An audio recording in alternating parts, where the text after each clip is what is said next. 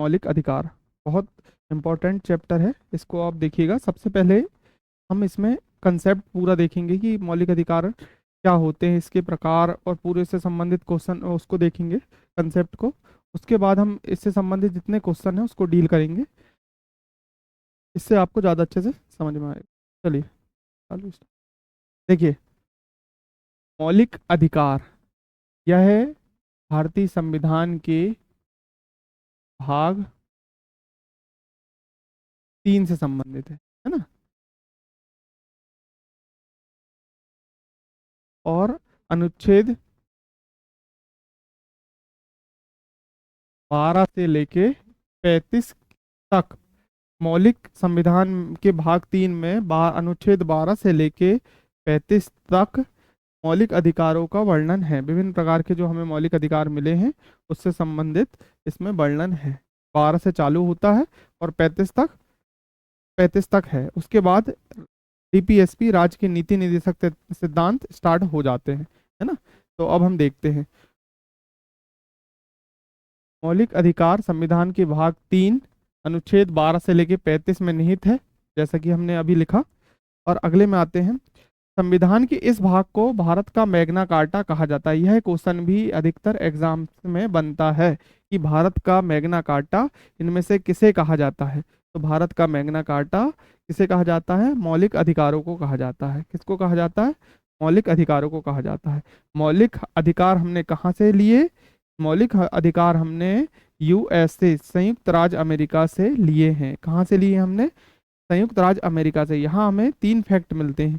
पहला, भाग 3 अनुच्छेद 12 से 35। दूसरा, भारत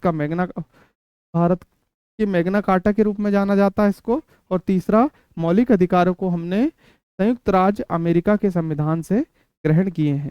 जैसे कि हमने पुराने चैप्टर्स में संविधान को, जो हमने संविधान के विभिन्न प्रावधान को, विदेशी स्रोत हैं उसके, जो उसको हमने पढ़ चुके हैं। तो उसी में हमने पढ़ा था कि यूएसए से हमने क्या लिए हैं? मौलिक अधिकारों को लिए हैं।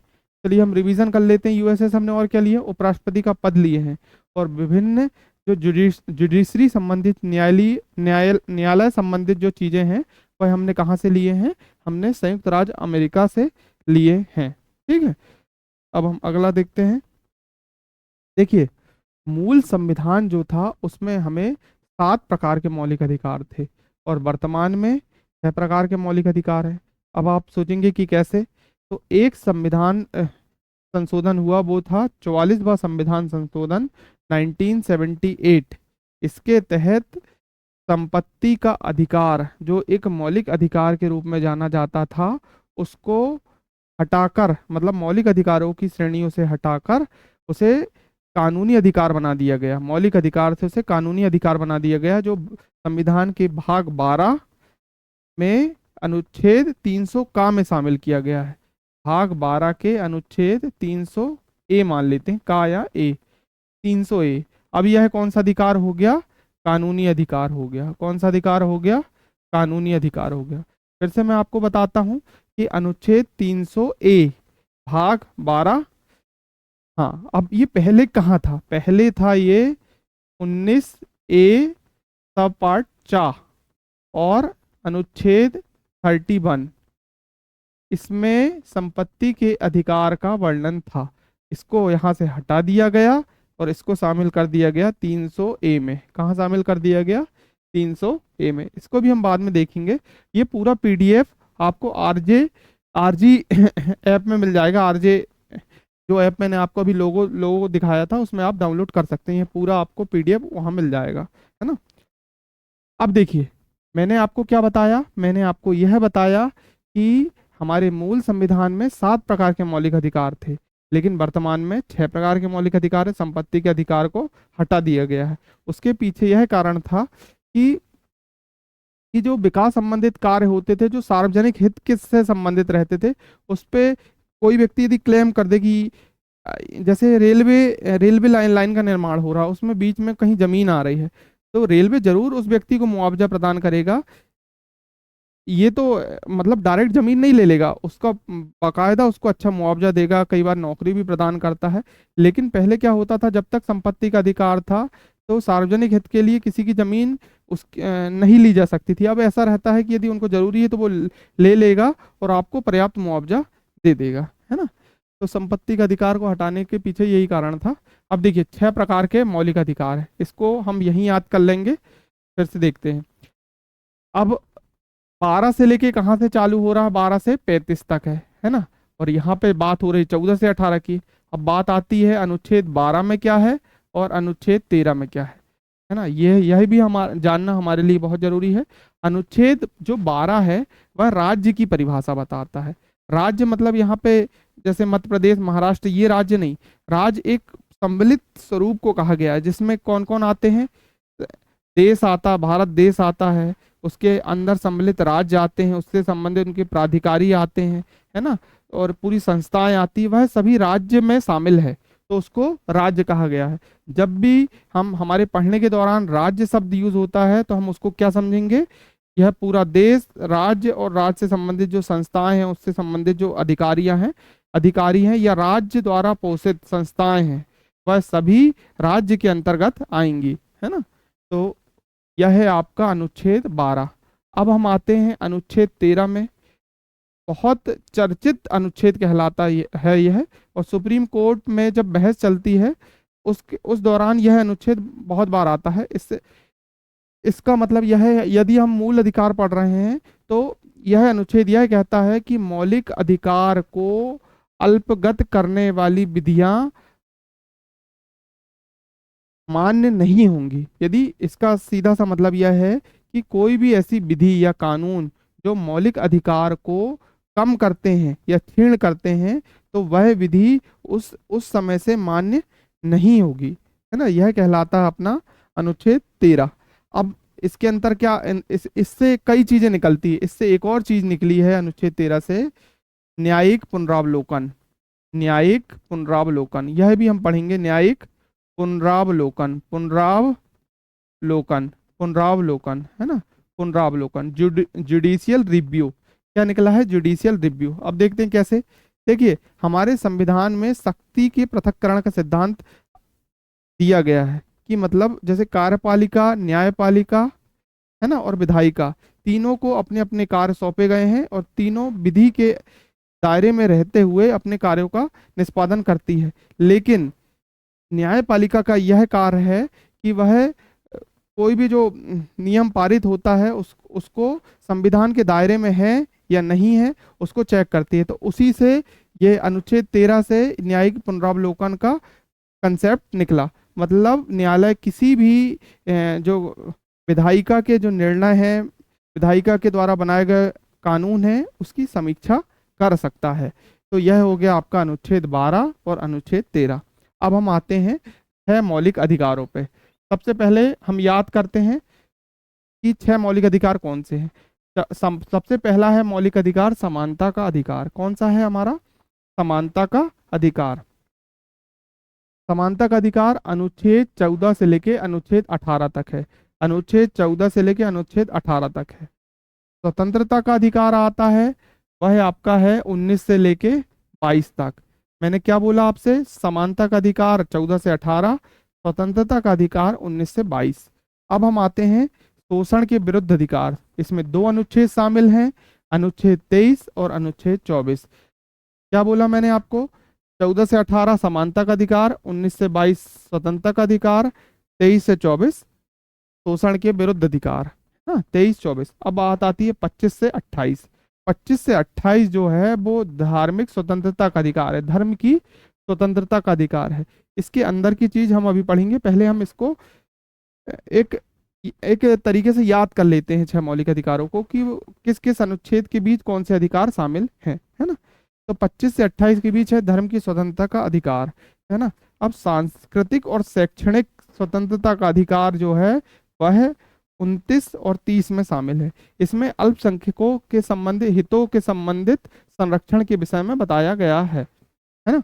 अब हम आते हैं मोस्ट आईएमपी, संवैधानिक उपचारों का अधिकार। मूल अधिकारों के प्रवर्तन के लिए सुप्रीम कोर्ट को कुछ रिक्त अधिकारिताएं प्रदान की गई है, उसका उपयोग इस अनुच्छेद के तहत किया गया था। डॉक्टर भीमराव अंबेडकर ने इस अनुच्छेद को ही संविधान की आत्मा कहाँ है ना। डॉक्टर भीमराव अंबेडकर ने इसी अनुच्छेद को संविधान की आत्मा कहा है। यह क्वेश्चन विभिन्न एग्जाम्स में बार बार पूछा गया है ना। इसको आप अच्छे से ध्यान रखिएगा। संवैधानिक उपचारों का अधिकार अनुच्छेद 32, इसी को संविधान की आत्मा कहा है। किन्हें, किसने कहा है? संविधान के जो जनक भी कहते हैं इनको, डॉक्टर भीमराव अंबेडकर ने कहा है ना। ठीक है, तो इतना आप समझ गए है। कई बार आपसे डायरेक्ट क्वेश्चन पूछ लेगा विभिन्न एग्जाम में कि भैया आप ये बताइए कि वर्तमान में कितने मौलिक अधिकार प्रदान किए गए हैं। 6 मौलिक अधिकार। मूल, यह क्वेश्चन पूछ सकता है मूल संविधान में कितने मौलिक अधिकार प्रदान किए गए थे? 7। एक हट गया, कौन सा हटा? संपत्ति का अधिकार। अभी कहाँ है? 300 का में। पहले कहाँ था? 19(1) चा में और अनुच्छेद 31 में। ठीक है ना। अब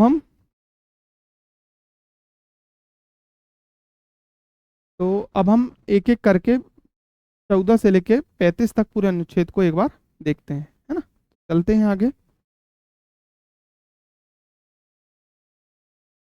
देखिए, मैंने आपको बता चुका हूँ संपत्ति का अधिकार जो 31 है। कुल 7 मूल अधिकार थे मूल संविधान में।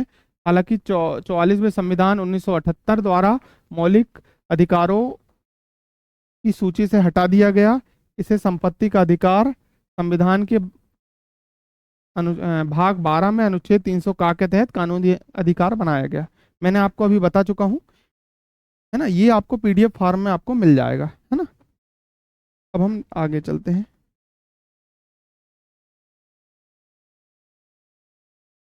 देखिए, अब हम आगे चले तो अनुच्छेद 12 का जिक्र मैंने आपको कर चुका था, समझा चुका था इसके बारे में।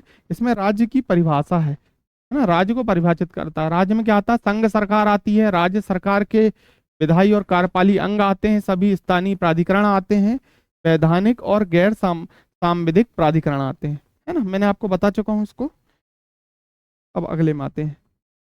देखिए, न्यायिक समीक्षा इससे निकलती है, मतलब न्यायालय विधायिका द्वारा बनाए गए किसी भी कानून या अधिनियम की जांच कर सकता है कि यह संविधान सम्मत है या नहीं है ना।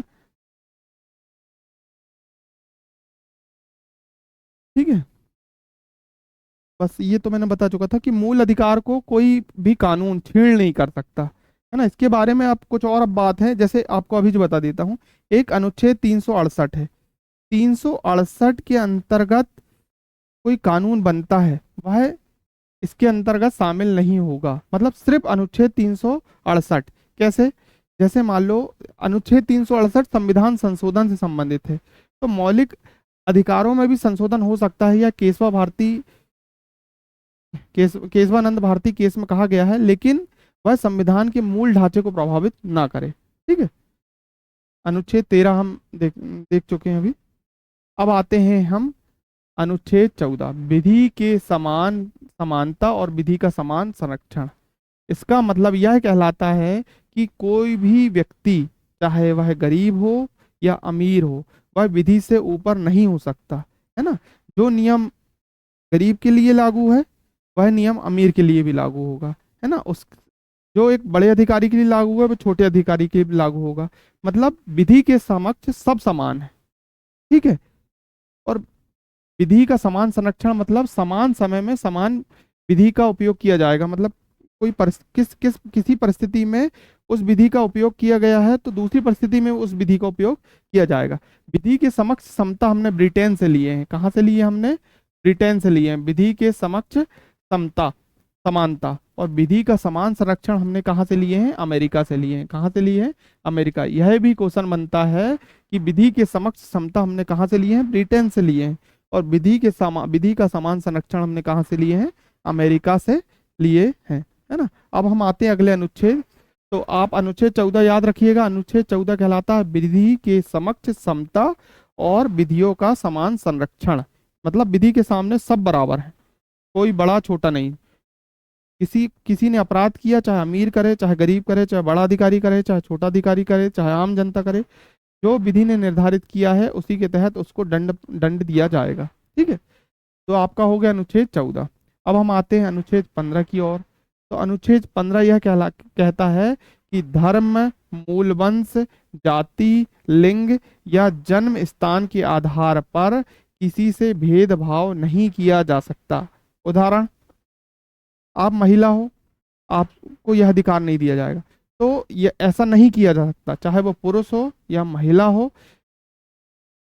किसी भी जाति का हो, है ना, लिंग तो बता दिया मैंने, किसी भी धर्म का हो, किसी भी मूल वंश का हो, उससे आप भेदभाव नहीं कर सकते, संविधान इसका निषेध करता है। तो इस अनुच्छेद को आप देखिएगा। इसमें कुछ अपवाद भी है, बहुत डिटेलिंग में मैं नहीं जाऊंगा, क्वेश्चंस में जाऊंगा। जैसे अपवाद क्या है, जैसे प्रसूति प्रसूति उपबंध बनाए गए हैं, प्रसूति सहायता उपबंध। जैसे जब बच्चे को जन्म देती है कोई महिला, तो उसको सरकारी प्रयोजन में जब वह रहती है, तो उसको अवकाश प्रदान किया जाता है कुछ एक निश्चित समय का। तो वह इसके अंतर्गत आता है, लेकिन वो अब बात कहलाता है इसको, कि उनको विशेष परिस्थिति के लिए सुविधा दी जाती है ना। तो वो किसके लिंग के तहत दी जा रही है, कि पुरुष को कम दिया जा रहा है, 14 दिन का दिया जा रहा है, या कितने दिन का दिया जा रहा है, और महिला को ज्यादा। तो आप वह एक विशेष परिस्थिति के लिए दिया जा रहा है, इसीलिए वह इसके अपवाद के तहत आ जाएगा। तो अनुच्छेद 15 मैंने क्या बोला, धर्म, मूलवंश, जाति, लिंग या जन्म स्थान के आधार पर आप भेदभाव नहीं कर सकते, संविधान यह कहता है। अब हम आ जाते हैं अनुच्छेद 16, सार्वजनिक मतलब लोक नियोजन में अवसर की समानता, सार्वजनिक रोजगार में अवसर की समानता। जैसे क्या होता है कि सभी को, जैसे कोई रोजगार संबंधित कोई एप्लीकेशन निकला, तो सभी को उसमें भाग लेने की स्वतंत्रता है, आप किसी को उसमें वंचित नहीं कर सकते। अब इसमें कुछ अपवाद आ जाते हैं। वह अपवाद इसलिए रखे गए हैं कि जो समाज में पीछे छूट गए हैं, उन लोगों को बराबरी का दर्जा प्रदान करने के लिए ओबीसी आरक्षण प्रदान किया गया, एससी एसटी आरक्षण प्रदान किया गया। तो वह इसमें शामिल है ना। वो कहीं ना कहीं समाजवादी व्यवस्था को लाने के लिए, कि जो एक पीछे छूट गया है उसको बराबरी का दर्जा या बराबरी में लाने के लिए प्रावधान किए गए हैं, वह इसमें अपवाद के तहत आते हैं, है ना। लेकिन वह भी भारतीय संविधान में समाजवादी व्यवस्था के अंतर्गत है ना, उससे उल्लंघन नहीं होता है। ठीक है, तो इसके भी सब पार्ट हैं, जैसे 16(1), 16(2), है ना, 16(3), 16(4), 16(5), यह इसमें शामिल है, जिसमें इसका एक्सप्लेनेशन है। तो अपन अभी पहले ऊपर देखते हैं। अब अनुच्छेद 17 बहुत इंपॉर्टेंट अनुच्छेद है, इससे संबंधित विभिन्न कानून भी बने हैं, है ना। अस्पृश्यता का अंत, उन्मूलन करना है। जैसे आप किसी के साथ अनटचेबिलिटी नहीं कर सकते, मतलब अस्पृश्यता का भेदभाव नहीं कर सकते, उसके संबंध में भी सजा प्रदान करने के लिए विभिन्न प्रकार के अधिनियम लाए गए हैं, है ना। जैसे अनुसूचित जाति व जनजाति एक अधिनियम है जो 1989 में लाया गया था, है ना। उसमें विभिन्न प्रकार के कृत्यों के लिए अलग अलग सजा का प्रावधान किया गया है। हाँ, तो ये अनटचेबिलिटी है, अस्पृश्यता का उन्मूलन, है ना। अब हम आते हैं अनुच्छेद 18 में। अनुच्छेद 18 कहता है उपाधियों का अंत। पहले क्या रहता था, सर की उपाधि दी जा रही है अंग्रेजों द्वारा, और ढेर सारी उपाधि दी जाती है। तो अभी सैन्य और शैक्षणिक को छोड़कर सभी प्रकार की उपाधियों का उन्मूलन कर दिया, अंत कर दिया गया। जैसे सेनाओं में दी जाती है, शैक्षणिक में डॉक्टर की उपाधि, है ना। तो विभिन्न प्रकार की उपाधियां दी जाती हैं। तो इसमें अभी है, सैन्य और शैक्षणिक क्षेत्र में है, और उसको छोड़कर सभी क्षेत्रों में उपाधियों का अंत कर दिया गया। इससे ये रहता है कि किसी को ऊंचा फील ना कराया जाए, किसी को नीचा नहीं, सब संविधान के सामने सब बराबर है। अब हम अगले में आते हैं, अनुच्छेद 19। ये अपने आप में एक बहुत बड़ा अनुच्छेद है, इसके अंदर बहुत सारी चीजें आती हैं, लेकिन फिर भी हम ऊपर इसको देखते हैं। इसमें है अभिव्यक्ति की स्वतंत्रता, आप इसको याद रखिएगा, अभिव्यक्ति की स्वतंत्रता के संबंध में अधिकारों का संरक्षण। इसमें भी कितने अधिकार हैं, 6 अधिकार हैं, है ना। इसको हम डिकोड करते हैं। 19A, है ना, ये बहुत आईएमपी है, बोलने व अभिव्यक्ति की स्वतंत्रता।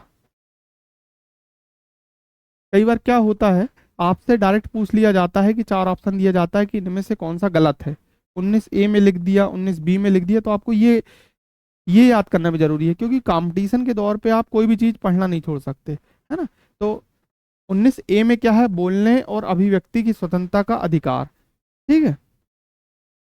2020 में भारत के सर्वोच्च न्यायालय ने कहा कि इंटरनेट का उपयोग एक मौलिक अधिकार है। ठीक है।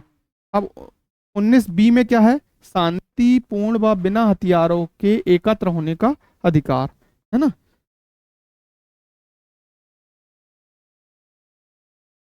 संघ, यूनियन या सहकारी समिति बनाने का अधिकार किसमें है? 19 सी में है। 19 डी में क्या है? भारत के पूरे क्षेत्र में स्वतंत्र रूप से घूमने का अधिकार। 19 ई में क्या है? भारत के किसी भी क्षेत्र में रहने और बसने का अधिकार। ये आप याद कर लीजिएगा इसको, है ना। इसके पीछे कोई विशेष कंसेप्ट नहीं है, सिर्फ याद करना है इसको। 19 एफ, इसी को हटा दिया गया है ना। आपको ऐसा भी पूछा जा सकता है कि इनमें से किस अनुच्छेद को हटा दिया गया? 19 ए, 19 बी, 19 सी, 19 एफ, इस टाइप से। तो 19 एफ को हटा दिया गया है। इसको चा भी कहेंगे, 19 चा। जी में कोई भी पेशा या व्यापार करने का अधिकार। ठीक है। अब आपका आता है अपराधों के लिए दोष सिद्धि के संबंध में संरक्षण। देखिए क्या होता है कि जब भी किसी को आप गिरफ्तार करते हैं, है ना, तो उस अपराधों के संबंध में उसको कुछ अधिकार प्रदान किए गए हैं। जैसे सबसे पहले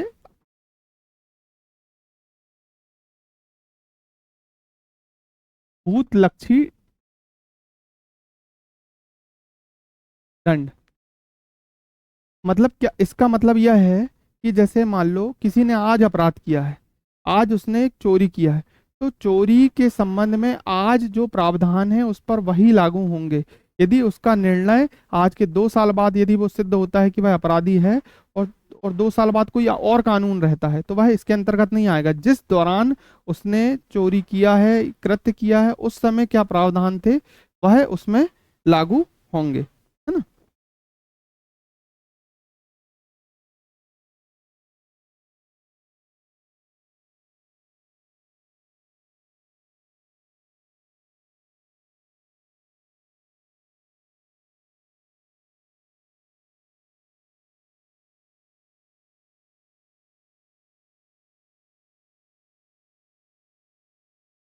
और इसी के अंतर्गत आता है दोहरे दंड से संरक्षण।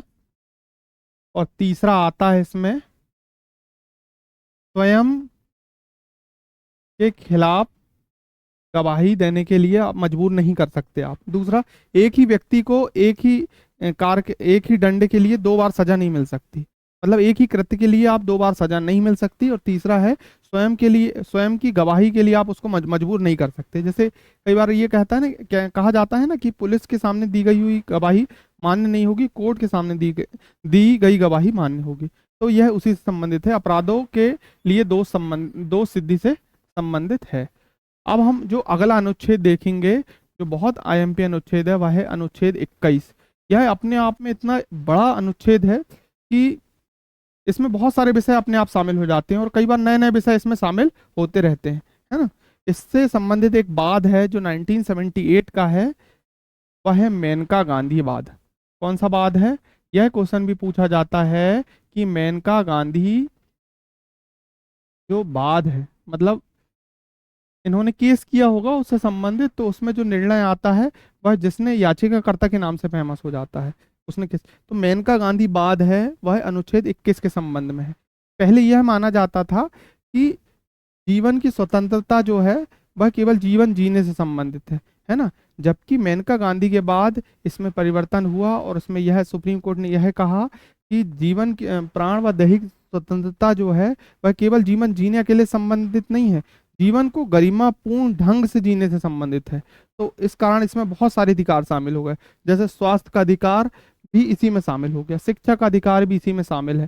तो बहुत सारे अधिकार जो व्यक्ति की गरिमामय जीवन जीने से संबंधित है, वह सभी अनुच्छेद 21 में शामिल हैं, है ना। तो यह अनुच्छेद 21 है। इसको कहा गया है प्राण व व्यक्तिगत स्वतंत्रता का संरक्षण। ठीक है। अब हम, हाँ, अनुच्छेद 21 ए बहुत आईएमपी है। अनुच्छेद 21 ए में शिक्षा का अधिकार कहा जाता है इसको, है ना, शिक्षा का अधिकार जोड़ा गया। 6 से 14 वर्ष की आयु के सभी बच्चों को निःशुल्क और अनिवार्य शिक्षा प्रदान करने के लिए अनुच्छेद 21A जोड़ा गया। ये कब जोड़ा गया? 86वां संविधान संशोधन 2002 के तहत जोड़ा गया, है ना। अब बात आती है यहाँ पे शिक्षा का अधिकार आ गया। आरटीई, इससे संबंधित जो अधिनियम बना था वो 2009 में बना था। और लागू कब हुआ था? वह लागू हुआ था आपका 1 अप्रैल 2010 को। कब लागू हुआ था? 1 अप्रैल 2010 को। यह भी एक बहुत इंपॉर्टेंट चीज़ है, इसको आप ध्यान रखिएगा, है ना। तो ये हो गया आपका आर्टिकल 21A। अब हम अगले में आते हैं, आर्टिकल 22।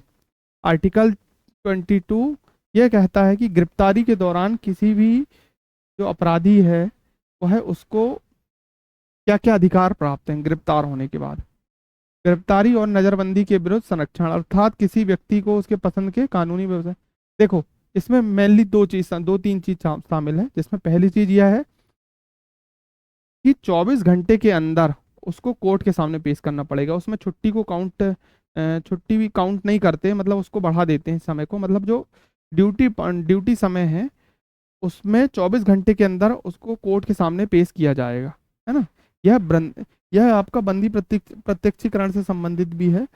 और दूसरा, गिरफ्तार व्यक्ति को अपने पसंदीदा वकील को से बात करने या सलाह लेने का अधिकार प्राप्त है। वह किसके अंतर्गत आएगा? आपका अनुच्छेद 22 के अंतर्गत आएगा। देखिए, अभी आप इसको समझिए, जब हम क्वेश्चंस को डील करेंगे तो आपको बहुत अच्छा लगेगा इसमें, है ना। और आपको समझ में आएगा कि हम ऐसा क्यों पढ़ रहे थे, पहला कंसेप्ट, है ना। अनुच्छेद 23, अनुच्छेद 23। हाँ, जब हम अनुच्छेद 23 और 24 में आते हैं तो यह, मैंने क्या बताया था, यह शोषण के विरुद्ध अधिकार है।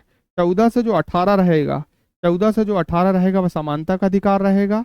19 से 22 स्वतंत्रता का अधिकार। फिर से हम रिवीजन कर लेते हैं। 14 में समानता, 14 में विधि की समक्ष समता और विधियों का समान संरक्षण। 15 में धर्म, मूल, जाति, वंश, है ना, और जन्म स्थान के आधार पर भेदभाव का निषेध है ना।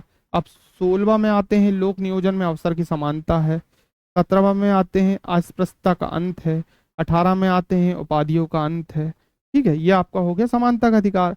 19 में आते हैं, अभिव्यक्ति की स्वतंत्रता से संबंधित है आपका। 20 में आते हैं, अपराधों से संबंधित संरक्षण है। 21 में आते हैं, प्राण व दैहिक स्वतंत्रता है। 22 में आते हैं, 22 में गिरफ्तारी से संबंधित संरक्षण है। 20 में अपराध से संबंध में संरक्षण है और इसमें गिरफ्तारी से संबंध में संरक्षण है। ठीक है। 23 और 24 जो है आपका शोषण के विरुद्ध है। किसके विरुद्ध है? शोषण के विरुद्ध है। देखते हैं, आर्टिकल 23 कहता है आपका मानव तस्करी और बंधुआ मजदूरी। बंधुआ मजदूरी, बलाश्रम भी कहते हैं इसको, बलाश्रम। अब बलाश्रम का मतलब क्या होगा?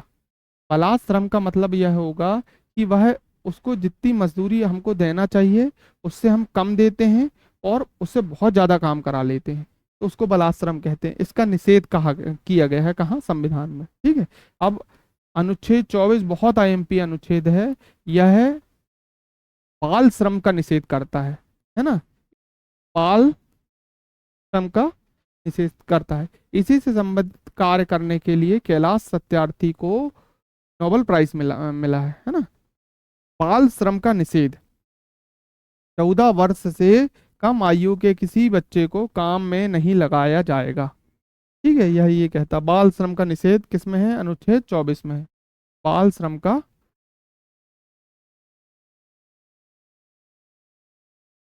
निषेध अनुच्छेद 24 में। तो 23-24 हो गया आपका। अब हम आते हैं अनुच्छेद 25 में। 25 से लेकर 28 क्या बताया था मैंने? 25 से लेकर 28 है धार्मिक स्वतंत्रता का अधिकार। ठीक है। तो 25 में है धर्म और अंतःकरण को अबाध्य रूप से मानने, आचरण और प्रचार करने का अधिकार। कोई भी व्यक्ति किसी भी धर्म को मान सकता है। ठीक है। धर्म, अंतःकरण और धर्म को अबाध्य रूप से मानने, आचरण और प्रचार करने की स्वतंत्रता, इसको आप याद रखिएगा। जब धर्म को मान रहा है तो उसका प्रबंध करने की भी स्वतंत्रता होगी। तो वह किसमें है? अनुच्छेद 26 में, धार्मिक कार्यों के प्रबंधन की स्वतंत्रता। किसमें है? धार्मिक कार्यों के प्रबंधन की स्वतंत्रता। अब हम अगले में आते हैं, अनुच्छेद 27 में, धार्मिक कार्यों के लिए कर की स्वतंत्रता। देखिए, आप धार्मिक, आप स्वेच्छा से पैसा दे सकते हो, लेकिन आपको धार्मिक कर के लिए बाध्य नहीं किया जा सकता, इसमें यह कहा गया टोटली, है ना। और इसको आप अनुच्छेद 27 को धार्मिक कर से स्वतंत्रता, बस धार्मिक कर ध्यान रखिएगा, उससे आपको स्वतंत्रता है। और अनुच्छेद 28 धार्मिक शिक्षा, आप अपनी स्वेच्छा से कर रहे हैं वह ठीक है, लेकिन आपको मजबूर नहीं किया जा सकता धार्मिक शिक्षा के लिए, धार्मिक में उपस्थित होने से संबंधित में, कि आपको ये ग्रहण करना ही पड़ेगा, है ना। आप अपनी स्वेच्छा से कर रहे हैं तो ठीक है, कोई दिक्कत नहीं, लेकिन यदि आपको प्रेशराइज किया जाता है तो आप इसके लिए पुलिस के पास या कोर्ट के पास जा सकते हैं, है ना। तो किसी भी प्रकार की धार्मिक शिक्षा के लिए आपको मजबूर नहीं किया जाएगा धार्मिक कर के लिए। तो 25वां, धर्म और अंतःकरण को अबाध रूप से मानने, आचरण और प्रचार करने की स्वतंत्रता है। और फिर आपका प्रबंध प्रबंध कर दोगे, फिर धार्मिक कर हो गया, फिर धार्मिक शिक्षा हो गई, ऐसा करके आप इसको याद कर लो। अब हम आते हैं अनुच्छेद 29 की ओर।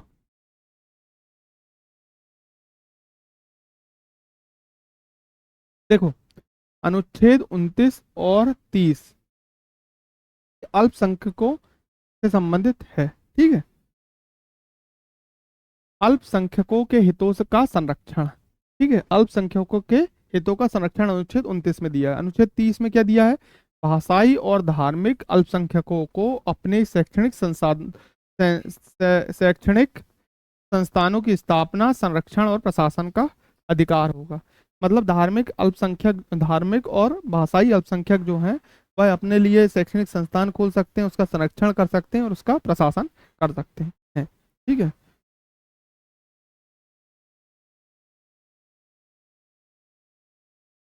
अब अनुच्छेद 31, अनुच्छेद 31 क्या है? अनुच्छेद 31 है संपत्ति का अधिकार, उसको तो कहाँ शिफ्ट कर दिया गया? 300 का में एक कानूनी अधिकार बना दिया गया भाग 12 में, ठीक है। अब हम आते हैं मोस्ट आईएमपी, वह है अनुच्छेद 32। यह है संविधान, यह है संवैधानिक उपचारों का सिद्धांत। क्या होता है कि मौलिक मौलिक अधिकारों के प्रवर्तन या मौलिक अधिकारों को लागू करवाने के लिए कोई भी व्यक्ति सुप्रीम कोर्ट जा सकता है। तो उससे संबंधित विभिन्न अधिकारिताएं प्रदान की गई, सुप्रीम कोर्ट ने दिया है, मतलब संविधान ने प्रदान की है। जैसे अब हम बात करते हैं, जैसे बंदी प्रत्यक्षीकरण पहली, दूसरी कौन सी है आपकी? परमादेश। और तीसरी कौन सी है आपकी? उत्प्रेषण। चौथी कौन सी है आपकी? प्रतिषेध। और पांचवी कौन सी है आपकी? अधिकार प्रक्षा, है ना। इसी अनुच्छेद को डॉक्टर भीमराव अंबेडकर ने संविधान की आत्मा कहा था। बहुत इंपॉर्टेंट अनुच्छेद है आपका, है ना। जैसे यहाँ लिखा है, अनुच्छेद 32 को संविधान का हृदय और आत्मा कहा है। जो इसमें रिट अधिकारिता प्रदान की गई है सर्वोच्च न्यायालय को, यही उच्च न्यायालय को अनुच्छेद 226 में प्रदान की गई है। किस में प्रदान की गई है? कितने प्रकार की रिट जारी करता है? 5 प्रकार की रिट जारी करता है, ठीक है। मैंने आपको बताया बंदी प्रत्यक्षीकरण। अब बंदी प्रत्यक्षीकरण, इसको हेबियस कॉर्पस कहते हैं। इसका मतलब यह है कि सशरीर प्रस्तुत करना। जैसे बंदियों के संबंध में है कि आप उनको सशरीर कोर्ट के सामने 24 घंटे के अंदर आप पेश करो, उनका भी तो एक जीवन का अधिकार है ना, तो उससे संबंधित है वो आपको। दूसरा है परमादेश, किसी सार्वजनिक अधिकारियों को आदेश देता है ना, उससे संबंधित है। तीसरा आता उत्प्रेषण और प्रतिषेध। ये ये दोनों, ये किसी सार्वजनिक अधिकारियों को नहीं दिया जाता। यह जो सर्वोच्च न्यायालय है वो अपने अधीनस्थ न्यायालयों को अपने सीमा से बाहर कार्य करने से रोकता है। अधिकार प्रक्षा एक है, अधिकार प्रक्षा लास्ट जो रिट है, उसमें सर्वोच्च न्यायालय सार्वजनिक अधिकारी से पूछता है कि आपने किस अधिकार से इसका प्रयोग किया है, अधिकार प्रक्षा, है ना। तो ये इसकी डिटेलिंग में अलग से पढ़ाऊंगा आपको, अभी आप देख लीजिए इसको, जब हम क्वेश्चन करेंगे तब हम देखते हैं इसको। 5 प्रकार की ये रिट है ना। अब हम अगले में आते हैं, ये जैसे ये लिखा है, देखते हैं। आरटीआई, आरटीआई अधिनियम 2005 में अस्तित्व में आया, ठीक है। मत देने का अधिकार, यह भी एक बार क्वेश्चन पूछा गया था अनुच्छेद 326 के तहत, है ना। शिक्षा का अधिकार अभी हमने बात की है 21A में।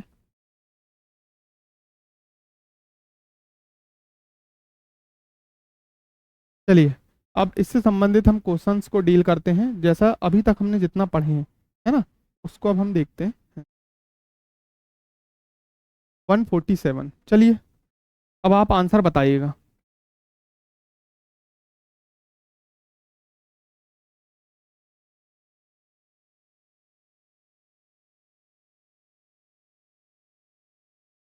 देखिए, कौन सा अनुच्छेद जीवन और व्यक्तिगत स्वतंत्रता के संरक्षण से संबंधित है?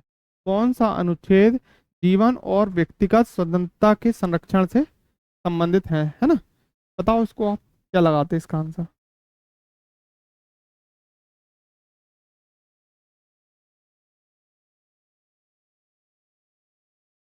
मैंने आपको क्या बताया? जीवन, प्राण व दैहिक स्वतंत्रता, जीवन और व्यक्तिगत स्वतंत्रता, जीवन शब्द जहां जाता है वह आर्टिकल 21 कहलाता है। 31 तो संपत्ति का अधिकार कैंसिल हो गया। 22 गिरफ्तारी से संबंधित जो संरक्षण है ना। 12 राज्य की परिभाषा बताता है। क्या बताता है 12 आपको? राज्य की परिभाषा। तो इसका आंसर होगा अनुच्छेद 21। अब अगले क्वेश्चन में जाते हैं। मौलिक, भारत के संविधान में मौलिक अधिकारों के अनुच्छेद 21A, अनुच्छेद 21A में खालिस्तान वर्ष की आयु के सभी बच्चों को अधिकार प्रदान करता है। कितने वर्ष तक, कितने वर्ष तक करता? तो वो अपन ने पढ़े हैं 6 से 14। तो 6 से 8, 18 नहीं होगा, 6 से 12 नहीं होगा, 5 से 10 नहीं होगा, क्या होगा? 6 से 14। अच्छा क्वेश्चन है ये। अब अगले में आते हैं। 86 जो संविधान संशोधन है, अधिनियम है 2002 के माध्यम से कौन सा मौलिक कर्तव्य जोड़ा गया? देखिए, जो शिक्षा का अधिकार जोड़ा गया उसी से संबंधित एक मौलिक कर्तव्य भी जोड़ा गया शिक्षा से संबंधित। वह 11वां मौलिक कर्तव्य था, है ना। कौन सा था? 11वां। मूल संविधान में 10 मौलिक कर्तव्य थे। 11वां, जो 6 से 14 वर्ष की आयु के बच्चे हैं, उनको पढ़ाने का कर्तव्य भी माता पिता का है ना। और उनको यह पूरे समाज का है कि हम इनको बढ़ावा दें अधिक से अधिक, है ना। तो ये किस में शामिल किया गया? मौलिक कर्तव्यों में शामिल किया गया। 51, 51A, है ना, ये संविधान के भाग 4 का में है ना। ये 11वां मौलिक कर्तव्य है। मूल संविधान में कितने मौलिक कर्तव्य थे? 10। और इसको किस में शामिल किया गया? 11वें में। मान लीजिए, सशक्त बल नहीं, ये है सशस्त्र, सशस्त्र, सशस्त्र बल के किसी अधिकारी को महिला होने के कारण पदोन्नति से वंचित किया गया। इस स्थिति में कौन सा मौलिक अधिकारों का उल्लंघन हो रहा है?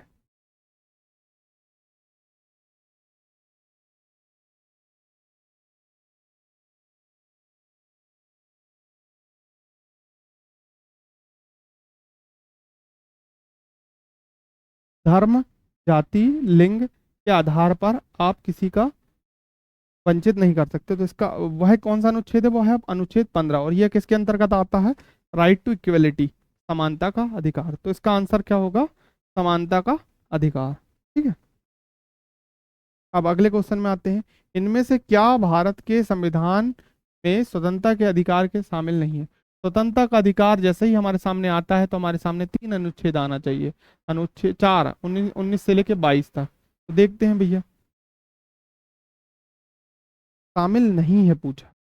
पहला, शांतिपूर्ण और निरायु सम्मेलन का अधिकार, यह तो शामिल है। भारत के राज क्षेत्र में आवाज संचरण का, यह भी शामिल है। बाघ व अभिव्यक्ति की स्वतंत्रता, फ्रीडम। धर्म को बढ़ावा, ये धार्मिक स्वतंत्रता में शामिल है ना, ना कि इसमें स्वतंत्रता के अधिकार में। ये धार्मिक स्वतंत्रता के अधिकार में शामिल है, जो अनुच्छेद 25 से लेकर अनुच्छेद 28 तक है ना। भारतीय संविधान का पालन करना, राष्ट्रगान और राष्ट्रीय ध्वज का सम्मान करना, इतना तो हम समझ गए ये मौलिक कर्तव्य है। और ये सबसे पहले नंबर का मौलिक कर्तव्य है। कौन से नंबर का है? फर्स्ट। तो इसका आंसर आ जाएगा आपका पहला। अगले में आते हैं हम। संवैधानिक उपचारों के अधिकार से क्या अभिप्राय है ना। सभी भाषाई और धार्मिक कर सकते हैं, हाँ कर सकते हैं, अभिप्राय है। यदि किसी नागरिक को लगता है कि सरकार द्वारा मौलिक अधिकारों का उल्लंघन हुआ है तो वह न्यायालय जा सकते हैं। संवैधानिक उपचारों का अधिकार, मतलब जी यह बात हो रही है आपके किस, अनुच्छेद 32 की। उपचार मतलब कोई व्यक्ति पीड़ित है जिसको मौलिक अधिकार मिलना चाहिए था, वह अधिकार उसको नहीं दिया गया, तो वो कहाँ जा सकता, सुप्रीम कोर्ट जा सकता। तो उससे संबंध में देखना है। शिक्षण संस्थान स्थापित नहीं कर सकता, वो मतलब 29 और 30 में शामिल है, वो 32 में शामिल नहीं है। किसी नागरिक को लगता है कि सरकार द्वारा मौलिक अधिकारों का उल्लंघन हुआ है तो वो न्यायालय जा सकते हैं। हाँ, ये सही लग रहा है। अब अगला भी ऑप्शन देख लेते हैं। भारत में किसी भी व्यक्ति को स्वतंत्र रूप से घूमने, ये स्वतंत्रता का अधिकार है, 32 के अंतर्गत नहीं लगता। कानून की समक्ष समता, यह अनुच्छेद 14 कहलाता है। तो इसका सही आंसर होगा आपका बी। अगले में आते हैं, कौन सा एक राजनीतिक अधिकार है।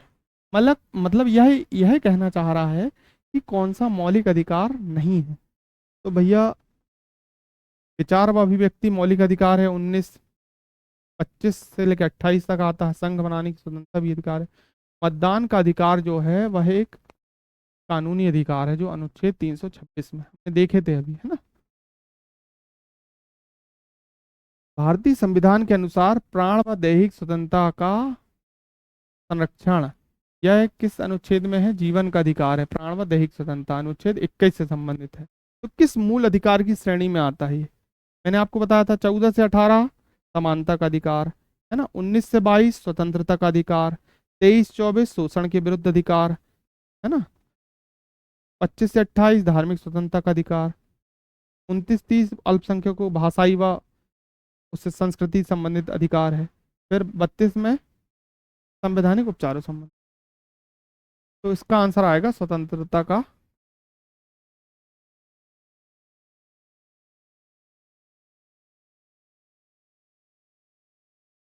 भारतीय संविधान द्वारा प्रदत्त मौलिक अधिकारों के सही समूह, मतलब कौन कौन से मौलिक अधिकार है। समता का अधिकार मौलिक अधिकार है, हाँ भैया मौलिक अधिकार है। Right to freedom of religion, यह भी मौलिक अधिकार है, धर्म की स्वतंत्रता को मानने स्वतंत्रता का अधिकार।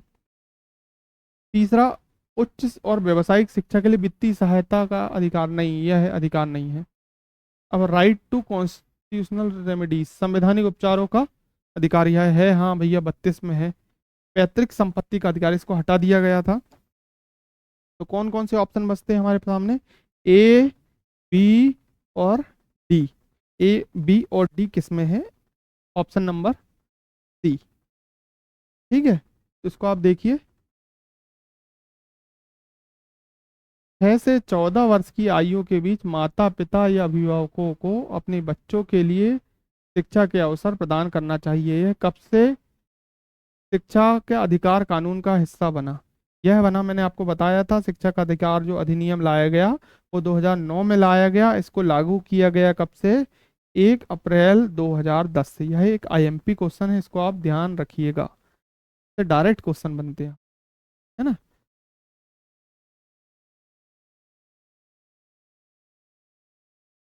अब हम अगले में आते हैं। मौलिक अधिकारों के उल्लंघन के मामलों में भारत के संविधान में निम्नलिखित में से किस अनुच्छेद के तहत भारत के सर्वोच्च न्यायालय में सीधे याचिका दायर की जा सकती है। यदि आपके किसी मौलिक अधिकार का उल्लंघन हो रहा है तो मैंने अभी आपको बताया कि इसके लिए आप अनुच्छेद 32 जो संवैधानिक उपचारों का अधिकार है आपका, उसके तहत आप डायरेक्ट सुप्रीम कोर्ट जा सकते हैं। तो यह किससे संबंधित है, अनुच्छेद 32 से संबंधित। ठीक है, अब अनुच्छेद 33 बता देता हूं मैं। यह है सशस्त्र बलों के जो अधिकार सीमित कर दिए जाते हैं, है ना, उससे संबंधित है, क्योंकि वह एक राष्ट्रीय सुरक्षा से संबंधित चीजें हैं। इसके लिए इनके अधिकारों को थोड़ा सीमित कर दिया जाता है, उसका उल्लेख, है ना। सशस्त्र बलों से संबंधित जो अधिकार है उसको सीमित कर दिया जाता है, उसका उल्लेख अनुच्छेद 33 में है ना। और मार्शल लॉ संबंधित, किसी क्षेत्र में मार्शल लॉ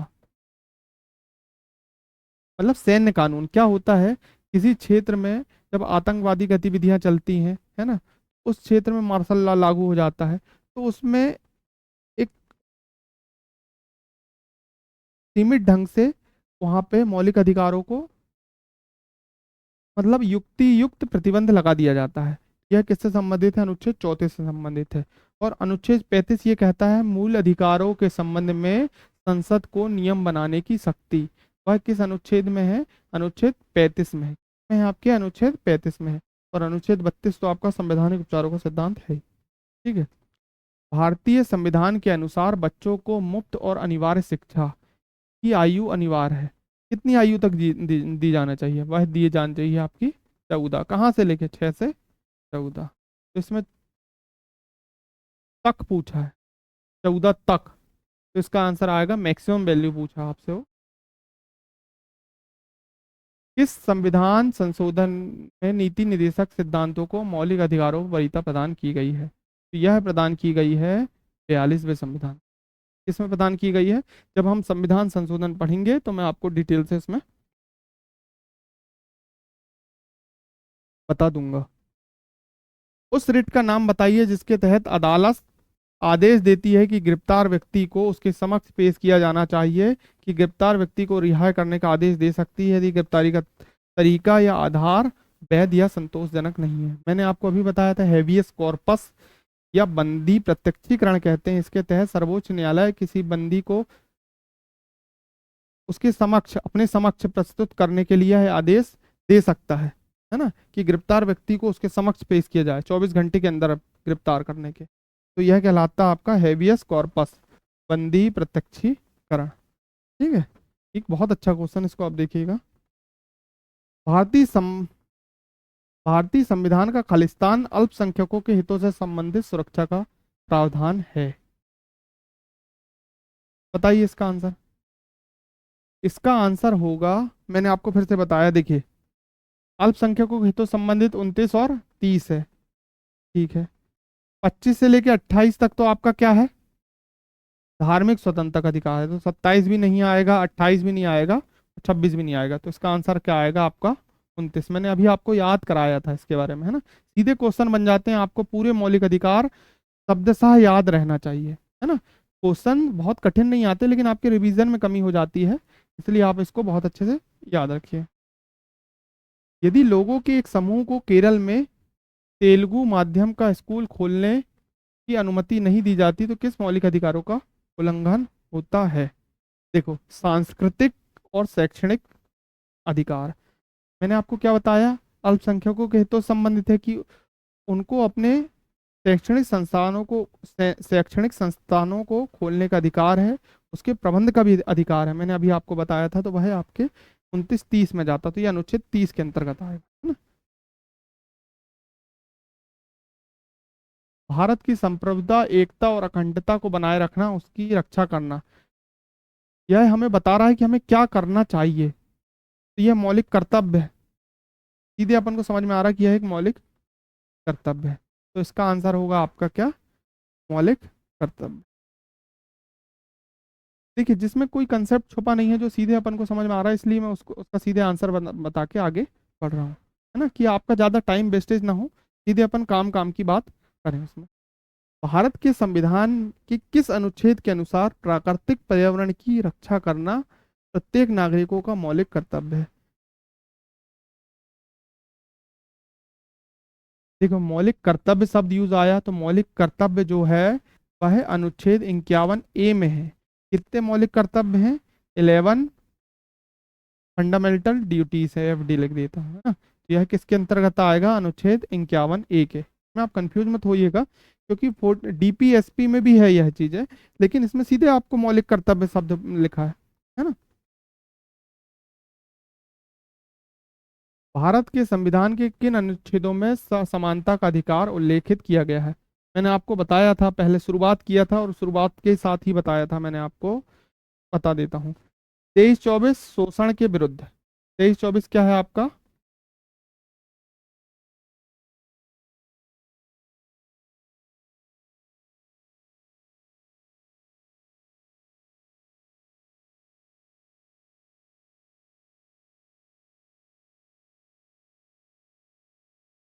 23-24 जो है आपका शोषण के विरुद्ध अधिकार है ना। 19-22 जो है आपका क्या है? स्वतंत्रता का अधिकार है। क्या है आपका? स्वतंत्रता का अधिकार है।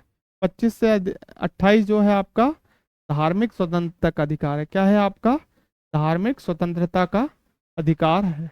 और जो 14 से 18 है आपका, वही है समानता का अधिकार आपके भारतीय संविधान में। किसका? समानता का अधिकार। तो इसका आंसर क्या हो जाएगा आपका? अनुच्छेद 14 से 18। ठीक है।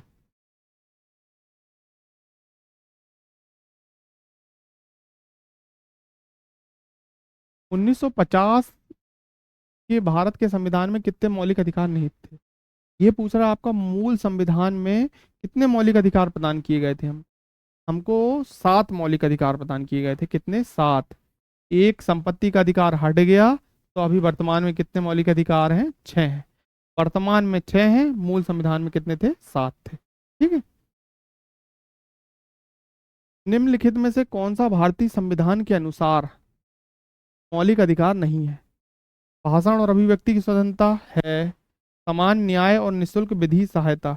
ये एक डीपीएसपी है, मतलब राज्य के नीति निदेशक सिद्धांत है। अभी हम अगली क्लास राज्य के नीति निदेशक सिद्धांत में पढ़ेंगे, उसमें हम देखेंगे यह संविधान के भाग 4 का 39A अनुच्छेद है। कौन सा है? 39A। राइट टू इक्वलिटी 14 से 18 है। संवैधानिक उपचारों का सिद्धांत अनुच्छेद 32 है। ठीक है। अब हम आते हैं,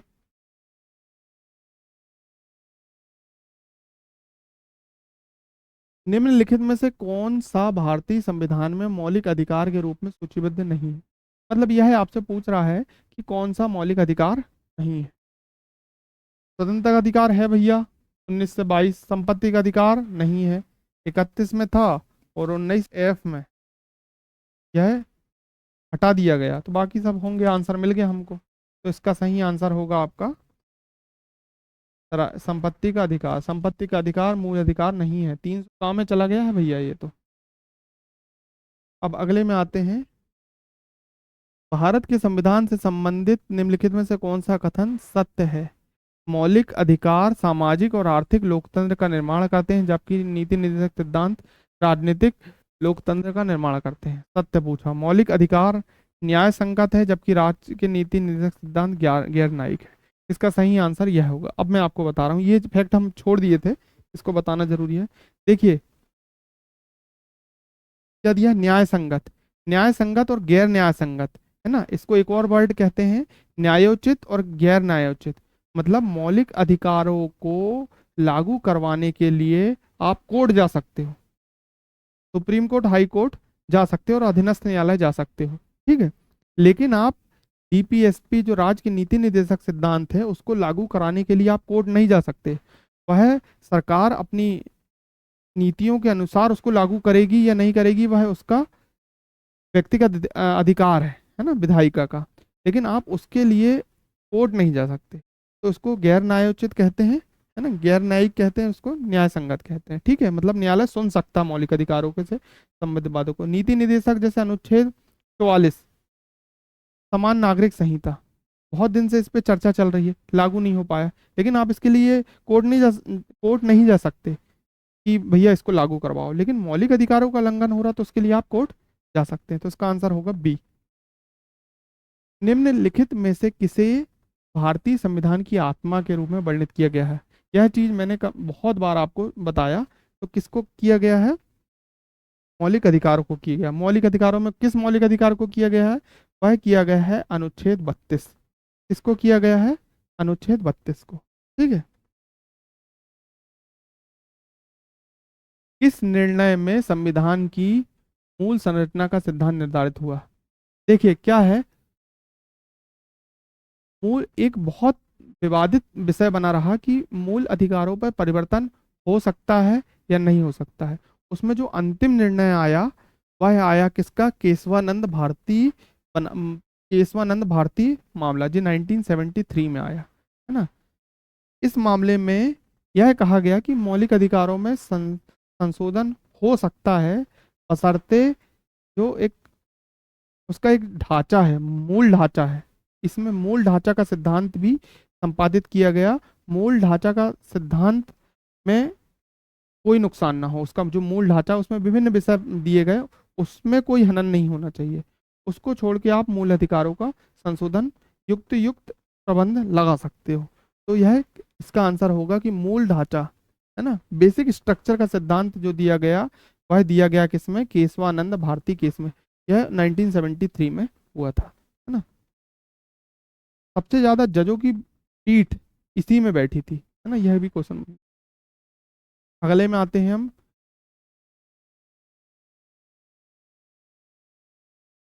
धार्मिक स्वतंत्रता दी गई है, किसको धार्मिक स्वतंत्रता दी गई है भैया? सभी नागरिकों को दी गई है। धार्मिक स्वतंत्रता तो सबकी है ना, कि हिंदू अपना धर्म मान सकता है, क्रिश्चियन अपना धर्म मान सकता है, मुस्लिम अपना धर्म मान सकता है, ईसाई अपना धर्म मान सकता है, सिख अपना धर्म मान सकता है। तो इसका आंसर आएगा।